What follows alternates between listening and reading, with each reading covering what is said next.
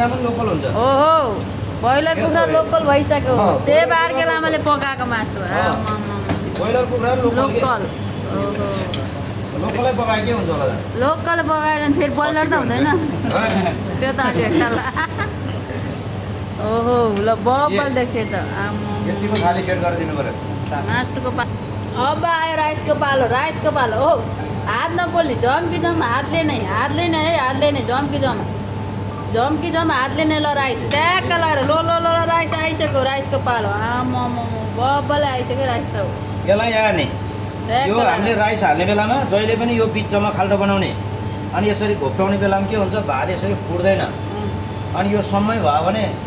तल प्रेस हुन्छ नि त अनि फ्ल्याट्टै भात फुट्छ हामीले भात हाल्ने के हो यसरी वाउ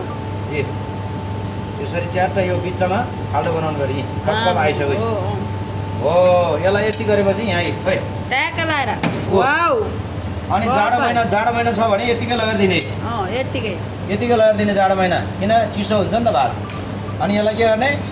यसरी उठाउने वाउ कत्रै देख्यो ओहो राइस यस्तो हुनु पर्यो थकाली खाना यस्तो बब्बाल हुनु पर्यो बब्बाल दामी हुनु पर्यो है थकाली खाना ओहो ल आइसक्यो एक लेभलको